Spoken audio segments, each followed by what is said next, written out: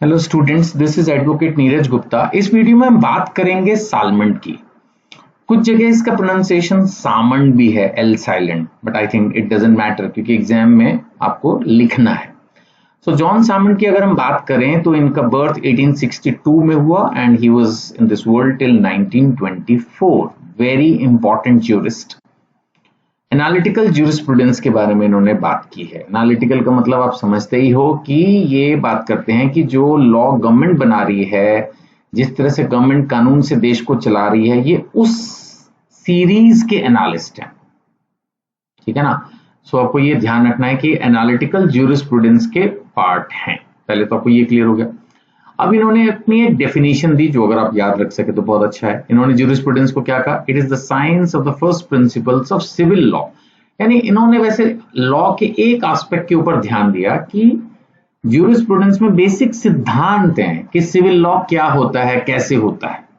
ठीक है ना। इन्होंने कहा कि ज्यूरिस्प्रूडेंस का मतलब है बेसिकली ये स्टडी करना कि लीगल सिस्टम कैसे काम करेगा। What are the principles underlying the legal system. Legal system क्या होगा पता है? आप सोच सकते हो कौन किस कोर्ट में जाएगा, कैसे केस चलेगा, किसको क्या सजा होगी, वो सजा अगर माफ होगी तो कैसे होगी, एग्जीक्यूट होगी तो कैसे होगी, अपील होगा तो कैसे होगा। ये पूरा क्या हुआ? Legal system. इसीलिए इन्होंने कहा ना the science of first principles of civil law. यानी हमें वो सिद्धांत पढ़ने हैं, वो कंसेप्ट्स एंड प्रिंसिपल पढ़ने हैं जो कि लीगल सिस्टम को एक तरह से डिफाइन करेंगे। How the legal system of a particular country will work, ये इस चीज को कैसे डिफाइन होगा, दैट इज द पॉइंट। अब इन्होंने ये कहा कि ये प्रिंसिपल्स हेल्प करेंगे स्टेट को, किसमें? In the administration of justice. देश में कैसे जस्टिस का एडमिनिस्ट्रेशन होगा। अगेन एडमिनिस्ट्रेशन में मैं फिर उसी पॉइंट पर पहुंच गया। एडमिनिस्ट्रेशन ऑफ जस्टिस का मतलब हो गया कि कोई भी आदमी अगर उसको कोई प्रॉब्लम है तो वो कहां जाएगा, किधर कंप्लेंट करेगा। कोर्ट में केस करना है तो कोर्ट किस तरह से होंगे। अलग अलग कोर्ट्स भी होते हैं, आपको पता है। सिविल लॉ अलग होता है, क्रिमिनल मतलब सिविल कोर्ट अलग होते हैं, क्रिमिनल कोर्ट अलग होते हैं, फैमिली कोर्ट अलग होते हैं। ऐसे वेराइटी होती है अलग अलग कोर्ट्स की। तो ये सब एडमिनिस्ट्रेशन ऑफ जस्टिस, ये ब्रॉडर टर्म है, बहुत ब्रॉडर। जब आप एडवोकेट बन के कोर्ट्स में जाओगे तो आपको दिखेगा ये छोटी छोटी चीजें हैं, छोटी छोटी चीजें हैं जो कि चीजें डिफाइन हो रही हैं, हर चीज क्लैरिफाई हो रही है कि किस तरह से कौन सी चीज कैसे काम कर रही है। तो इन सारे प्रिंसिपल्स को स्टडी करना, इसके बैकग्राउंड को स्टडी करना, कुछ हद तक ये है ज्यूरिस्प्रूडेंस। उसने कहा कि लॉ एंड जस्टिस का रिलेशनशिप है। बिल्कुल, अगर किसी को न्याय देना है तो लीगल प्रिंसिपल, लीगल मशीनरी काम होगी ना। यही तो मैं इतनी देर से बता रहा हूं कि अगर किसी को जस्टिस देना है, न्याय, तो न्याय कौन दिलवाएगा? कानून। कानून का मतलब कानून कोई आदमी तो है नहीं, लॉ मिनिस्टर भी लॉ नहीं है। He is a part of the law machinery, he is a part of legal system, he is a part of justice administration.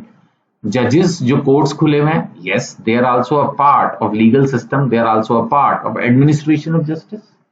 So there is, he emphasized that there is a close relationship between law and justice. कि देश में अगर किसी को न्याय मिलना है तो उसके लिए कानून जरूरी है। रोल ऑफ कोर्ट्स, उन्होंने कहा कि ये जो होते हैं कोर्ट, ये लीगल रूल्स को इंटरप्रेट भी करते हैं कि उनका क्या मतलब है और एनफोर्स भी करते हैं।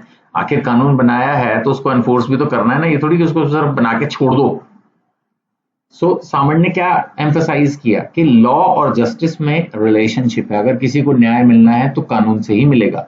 और कोर्ट्स का रोल उन्होंने कहा कि वो उन कानूनों को इंटरप्रेट करते हैं, यानी उसका सही मतलब बताते हैं कि किस सिचुएशन में कानून कहाँ क्या कैसे एप्लीकेबल होगा और लीगल रूल्स को कैसे एनफोर्स किया जाएगा। एनफोर्समेंट भी तो लॉ की बहुत जरूरी है। आज अगर हमने बोल दिया कि भाई अगर कोई आदमी मर्डर करेगा तो उसको 10 साल की जेल होगी, तो वो होनी भी चाहिए ना। जब तक एनफोर्समेंट ऑफ लीगल रूल्स नहीं होगी तब तक काम नहीं चलेगा। तो यही सारी चीजें सालमंड ने एम्फसाइज की, बेसिक्स एक तरह से कानून की डेवलप किए। फिर उन्होंने लीगल राइट की बात की। इन्होंने कहा लीगल राइट, हमारे जो भी लीगल राइट्स हैं, लीगल राइट कोई एक राइट नहीं है। जैसे अब आप पढ़ चुके होंगे आई एम श्योर कॉन्स्टिट्यूशन के बारे में, तो कॉन्स्टिट्यूशन में क्या लिखा है? इक्वालिटी हमारा फंडामेंटल राइट है, फ्रीडम हमारा फंडामेंटल राइट है, रिलीजियस प्रैक्टिसेस भी हमारा फंडामेंटल राइट है, फ्रीडम टू स्पीच भी हमारा फंडामेंटल राइट है। तो ऐसे हमारे बहुत सारे फंडामेंटल राइट्स हैं।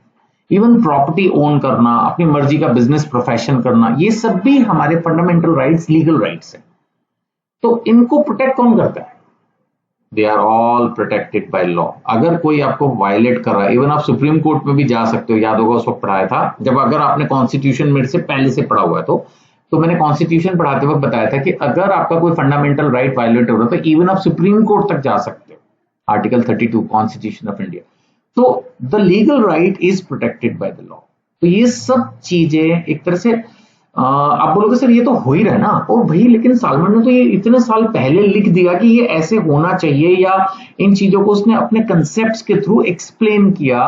ये शुरू के एक तरह से ज्यूरिस्ट हो गए जिन्होंने फिर भी लीगल सिस्टम, लीगल फ्रेमवर्क की बातें की, इसलिए वो एक लीडिंग फिगर हैं, इंपॉर्टेंट पर्सन है मॉडर्न ज्यूरिस्प्रूडेंस में। That is the point. ठीक है, आई होप शॉर्ट नोट अगर आता है तो आप इसमें से काफी सारे पॉइंट्स लिखकर, फिर इतना बड़ा ज्यूरिस्प्रूडेंस पढ़ा हुआ है, एक शॉर्ट नोट तो लिख ही पाओगे।